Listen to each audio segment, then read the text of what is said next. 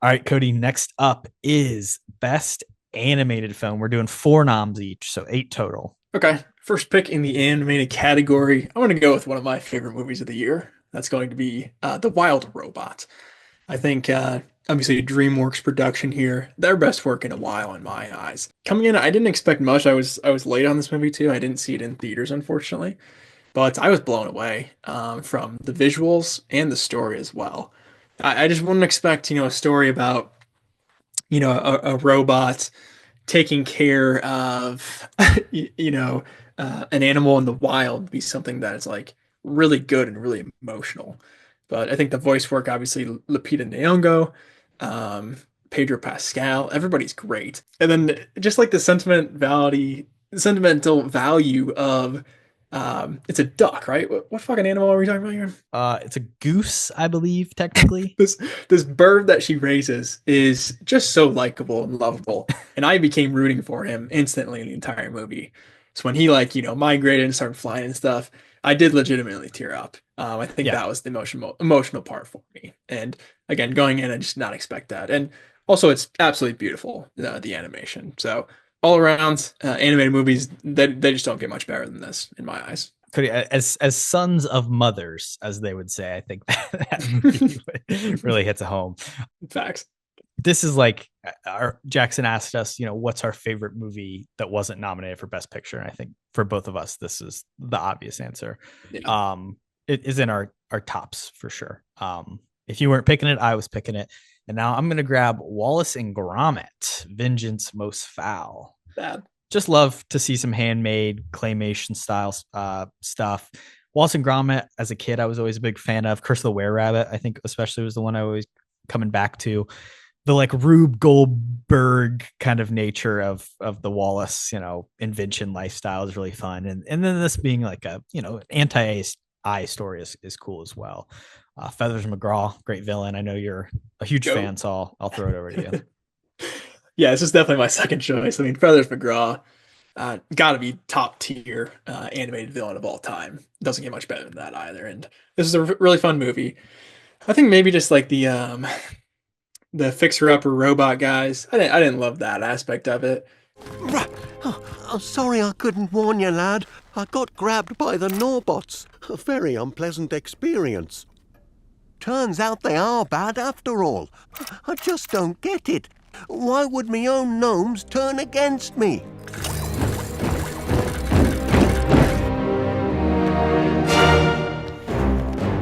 A chicken? Behind all this? Good grief. It's you? Again? But I love Gromit. I love Wallace. And then you throw in Feathers McGraw. It's going to be a good flick. So I did enjoy this movie a lot. I think a little bit of a weak year for animation, in my opinion, For personally, sure. outside of the top. But that's just me. No, I agree. And as we move along here, I think you'll see that quality dip a little bit. And I kind of need a ruling check. Does Sonic 3 count as an animated movie? Well, does Mufasa the Lion King count as an animated film? I would say yes, but there is a lot I more think live there's too many action. people. And well, okay. I did It's like my half review and of half. Sonic 3 was that it essentially at many points becomes an animated film where every character on screen is like it's even if it's like set in the real world, it's a CG environment and it's us three hedgehogs fighting each other in an Yeah. echidna. Two I, hedgehogs, a fox and an echidna. So like I, I will accept. okay. I think I'm definitely gonna pick it then. So Sonic 3, I mean, out of the franchise, I don't really like the first two Sonics, if I'm being completely honest. But this Yeah. third one I thought was really good for a couple reasons. First off, I already mentioned Jim Carrey, which I guess is kind of the live action part of it, which doesn't help. But the other part was Shadow. I thought that character was super strong and compelling. Keanu did a good enough job to kind of get me hooked on his story, and kind of all the loss that he's been through. Kind of a more serious Sonic movie, which I liked. And then their space battles at the end was just visually really, really great too. So, my favorite Sonic movie by far, and one of the better animated movies for this year for sure. They give Shadow a gun. Hell It's yeah. crazy.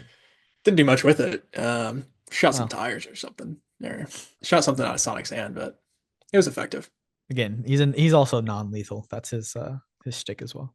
Good guy. Yeah. Big ups, Shadow. All right, my next pick. I can't believe I talked myself into Sonic 3, but I don't think I would normally allow it, but I'm feeling generous. I appreciate it. I'm gonna go ahead and grab Despicable Me.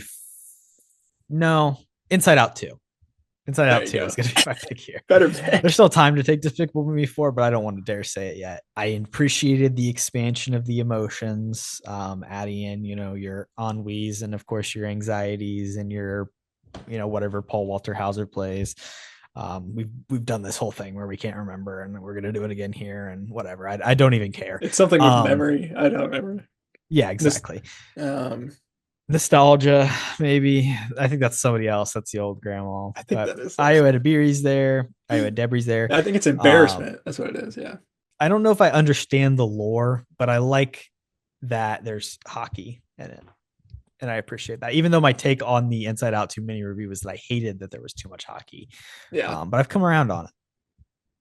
And the country has too, I think, as well. Yeah, it's a fair criticism. I mean, for an Inside Out sequel, that's not really what I think anybody was expecting. It was an element of the first, but it wasn't the entirety of the movie. It's the uncut gems of the Inside Out franchise. What does that even mean?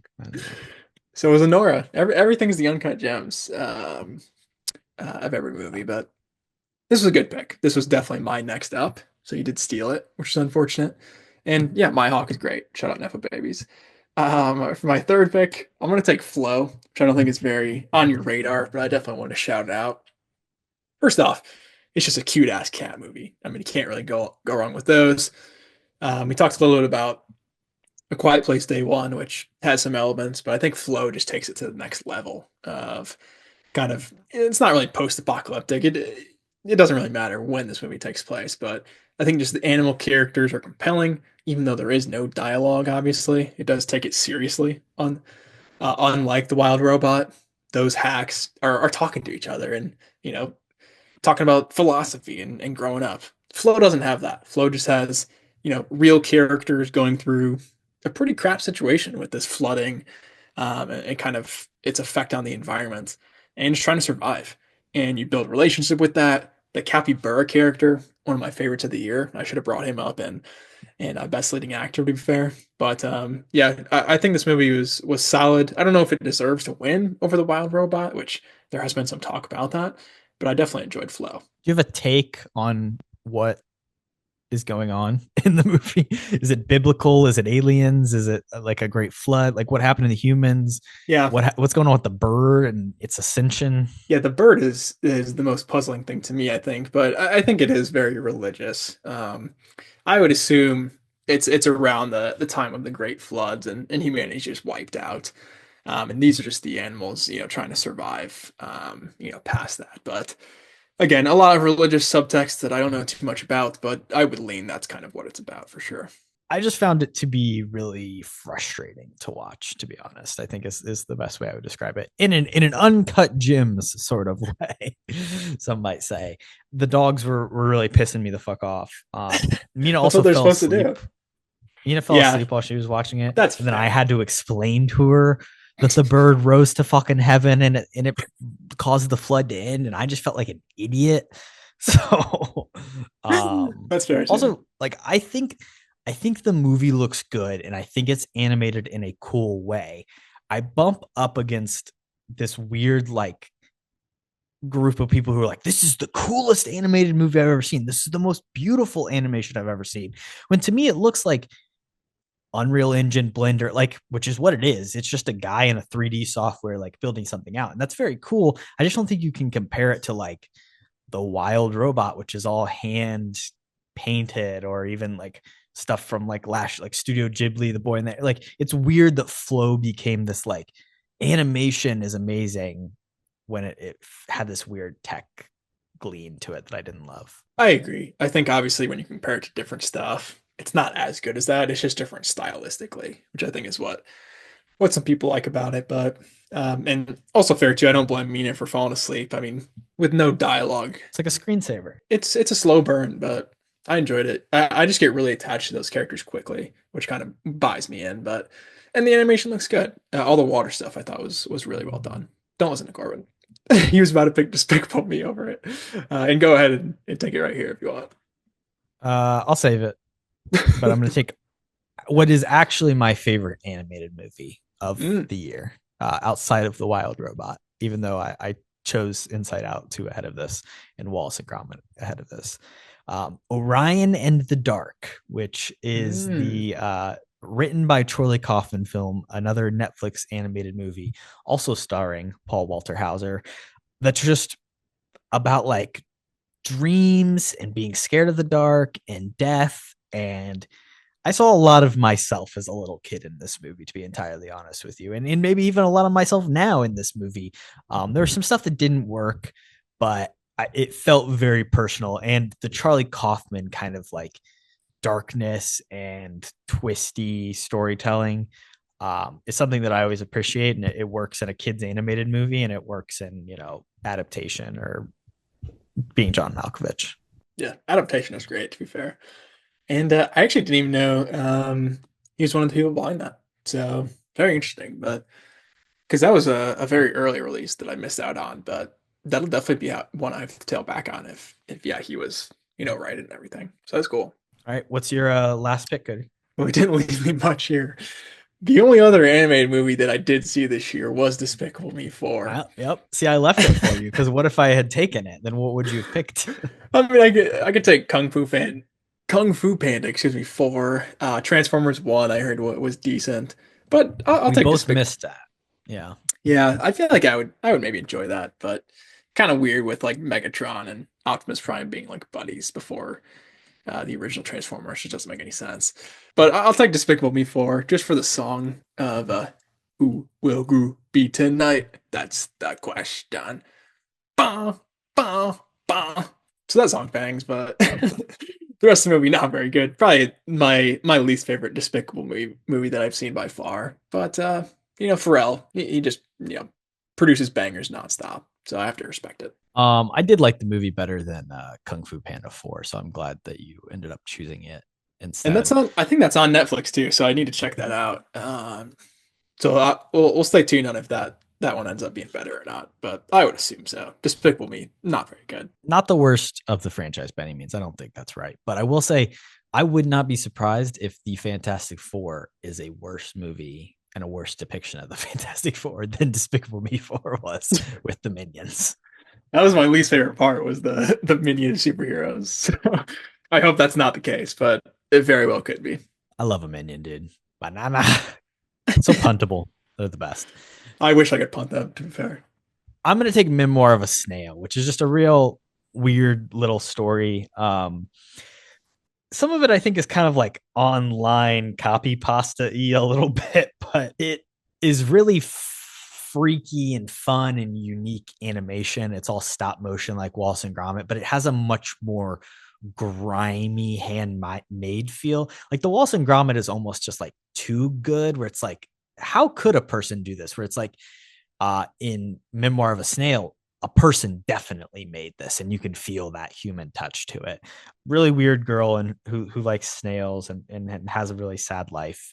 Not a kids movie whatsoever. There are boobs featured, weird claymation boobs, and other depressing things, think like that. But I enjoyed it. It's just not for children. Yeah, sounds up my alley too. So have to check it out. What should we pick as the winner here? Is it very obvious to you, Kody? I mean, I would choose The Wild Robot. Vengeance Most Foul. I mean, I would be fine with that too. I'd be fine with most of our picks, honestly, but The Wild Robot was definitely my favorite. By far and away, I think The Wild Robot.